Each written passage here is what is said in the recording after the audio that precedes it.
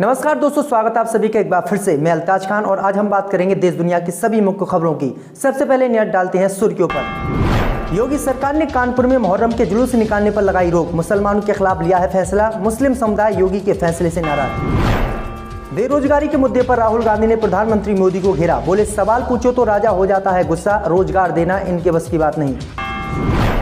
राजस्थान के बाड़मेर में विमान हादसा, वायुसेना का MiG-21 हुआ क्रैश, 2 पायलटों की जलकर मौके पर ही मौत।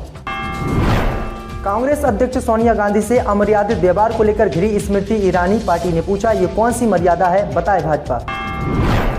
महाराष्ट्र में सिंधे गुट को लग सकता है बड़ा झटका, अयोग्य ठहराए जाएंगे सिंधे गुट में शामिल हुए 12 बागी सांसद। लोकसभा स्पीकर से मुलाकात कर शिवसेना ने की है मांग।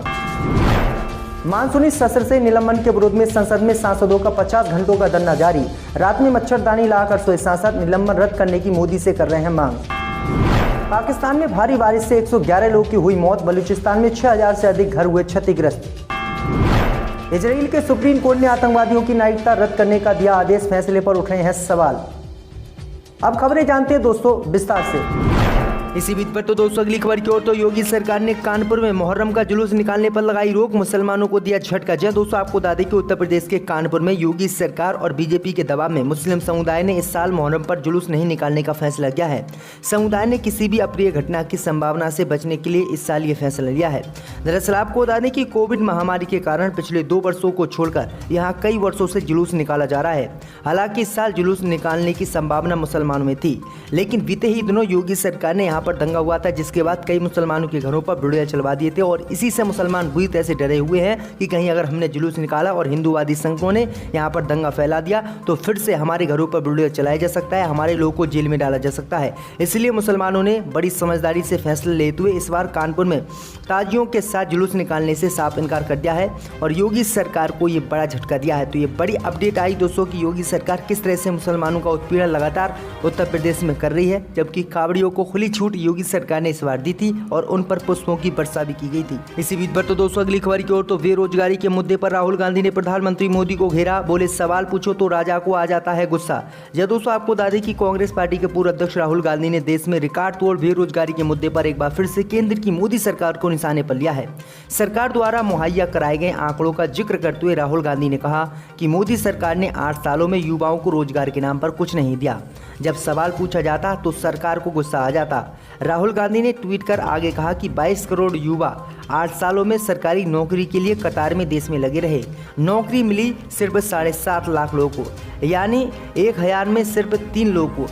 बेरोजगारी पर सवाल पूछने पर राजा को गुस्सा आ जाता है। सच तो यह है कि रोजगार देना इन सबके बस की बात नहीं है, युवा देश का संपत्ति है, बीजेपी उन्हें देनदारी दिखा रही है। तो राहुल गांधी ने यह बड़ा हमला केंद्र की मोदी सरकार पर बोला है। इसी बीच पर तो दोस्तों अगली खबर की ओर, तो राजस्थान के बाड़मेर में विमान हादसा, वायुसेना का MiG-21 हुआ क्रैश, 2 पायलटों की मौत। यह दोस्तों आपको बता दें कि राजस्थान के बाड़मेर में भारतीय वायुसेना का MiG-21 वाइसेंट ट्रेनर विमान क्रैश हो गया है। जानकारी के मुताबिक बाड़मेर जिले के भीमड़ा गांव के पास हुए इस क्रैश में दोनों पायलटों की मौत हो गई है। बताया जा रहा है कि रात करीब 9 बजे हुई इस दुर्घटना में क्रैश के बाद विमान में आग लग गई। इसके कारण पायलट इससे बचने में नाकाम रहे और दोनों ही पायलटों की आग लगने से मौत हो गई। वायुसेना ने घटना की जांच के आदेश दिए हैं। घटना की जांच के लिए आदेश जारी भी वायुसेना ने कर दिए हैं। मौके पर भारतीय वायुसेना के अधिकारी पहुंच गए हैं। इस मामले को लेकर रक्षा मंत्री राजनाथ सिंह ने भारतीय वायुसेना प्रमुख से बात भी की है। आपको बता दें कि वायुसेना में शामिल होने के बाद से MiG-21 को दर्जनों बार अपग्रेड किया जा चुका है। इसके बाद भी इंजन में सुधार नहीं किया जा सका। 2014 में तत्कालीन भारतीय वायुसेना प्रमुख अरूप राह ने इस लड़ाकू विमान को लेकर यहां तक कहा था कि पुराने विमानों को हटाने में जितनी देरी होगी सुरक्षा की दृष्टि से उतना खतरा ही बढ़ जाएगा। तो ये बड़ी अपडेट आ रही दोस्तों। इसी बीच पर तो दोस्तों अगली खबर की ओर, तो कांग्रेस अध्यक्ष सोनिया गांधी से अमर्यादित व्यवहार को लेकर घिरी स्मृति ईरानी, पार्टी ने पूछा ये कौन सी मर्यादा है। यह दोस्तों आपको बता दें कि लोकसभा में केंद्रीय मंत्री स्मृति ईरानी द्वारा कांग्रेस अध्यक्ष सोनिया गांधी के साथ अमर्यादित और अपमानजनक व्यवहार किए जाने को लेकर एक बार फिर कांग्रेस ने हमला बोला है।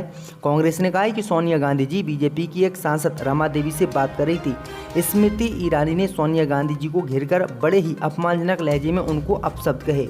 जब सोनिया जी ने उनसे शालीनता से कहा कि मैं आपसे बात नहीं कर रही हूँ, दूसरी सांसद से बात करेंगी, तो स्मृति ईरानी चिल्लाकर बोली, do you not now me who I am. Congress ने बताया कि इस घटना के गवाह कई अन्य पार्टी के सांसद व कांग्रेस सांसद हैं। दरअसल आपको बता दें कि लोकसभा में शुरुआती हंगामे के बीच कार्यवाही स्थगित होने के बाद सभी सांसद सदन से बाहर जा रहे थे। इसी बीच सत्ता पक्ष विशेषकर बीजेपी सांसदों ने कांग्रेस अध्यक्ष सोनिया गांधी के खिलाफ नारेबाजी शुरू कर दी थी और इसी मामले को लेकर ये आपस में भिड़ी हैं। इसी बीच पर तो दोस्तों अगली खबर की ओर तो कर्नाटक में प्रवीण नेट्टारू के बाद फाजिल की हत्या से तनाव धारा 144 लागू। जी दोस्तों आपको बता दें कि कर्नाटक के दक्षिण कन्नड़ जिले में बीते मंगलवार को जहां भाजपा युवा मोर्चा समिति के सदस्य प्रवीण नेट्टारू की हत्या कर दी गई थी, वहीं गुरुवार की शाम फिर से एक मुस्लिम युवक फाजिल पर कपड़े की दुकान के बाहर सरेआम धार से हमला किया गया, जिसके बाद इलाज के दौरान उसकी मौत हो गई। इस घटना के बाद पूरे इलाके में तनाव फैला हुआ है और यहां पर धारा 144 मुख्यमंत्री ने लागू करवा दी है।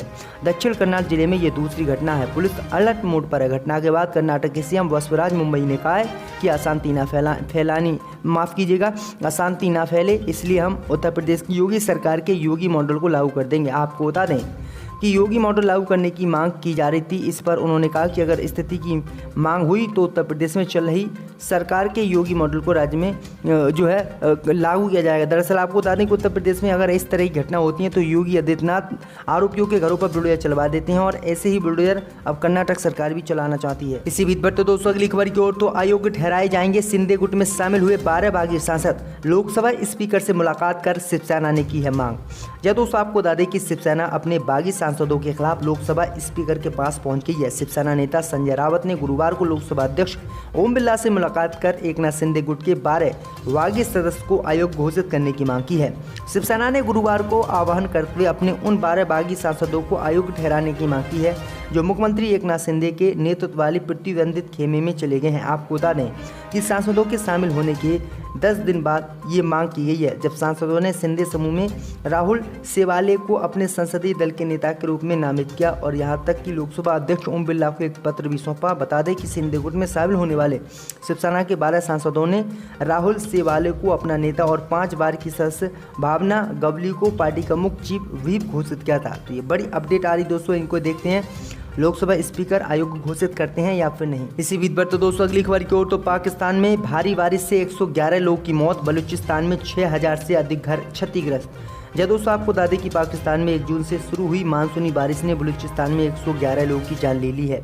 पाकिस्तान के मुख्य सचिव अब्दुल अजय अकीली ने गुरुवार को इसका खुलासा किया है। न्यूज इंटरनेशनल की रिपोर्ट के अनुसार एक संवाददाता सम्मेलन को संबोधित करते हुए अकीली ने कहा है कि प्रांत में भारी बारिश से 6077 घरों को पूरी तरह से नष्ट कर दिया है और 10,000 से अधिक घरों को आंशिक रूप से क्षतिग्रस्त कर दिया है और ये सिर्फ आधिकारिक आंकड़े हैं। उन्होंने आगे कहा है कि बारिश के दौरान 16 बांधों को मामूली या बड़ा नुकसान हुआ है, जबकि 2 एकड़ भूमि में फैली फसल और बगीचों को भी नुकसान हुआ है।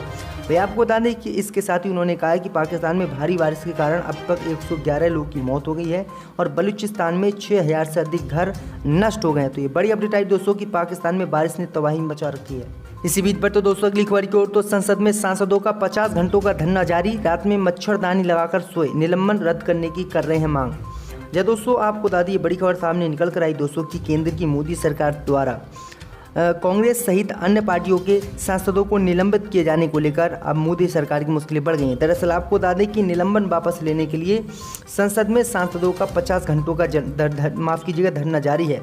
रात में इन लोगों ने मच्छरदानी लाकर अपनी रात बिताई है। दरअसल आपको बता दें कि ये लगातार संसद भवन के परिसर में ही सो रहे हैं और मोदी सरकार के खिलाफ धरना दे रहे हैं, मांग कर रहे हैं कि सरकार ने जो हमारा निलंबन दिया है उसे वापस लिया जाए। अब देखते हैं कि सरकार इस पर क्या कहती है और क्या जवाब देती है। इसी बीच पर तो दोस्तों अगली खबर की ओर तो मद्रास हाईकोर्ट ने तमिलनाडु सरकार को लगाई फटकार, चेस ओलंपियाड विज्ञापनों में मोदी और राष्ट्रपति की ना थी तस्वीर। यह दोस्तों आपको बता दें कि मद्रास हाईकोर्ट ने शतरंज ओलंपियाड विज्ञापनों में प्रधानमंत्री मोदी और राष्ट्रपति की तस्वीर नहीं लगाने पर तमिलनाडु सरकार को फटकार लगाई है।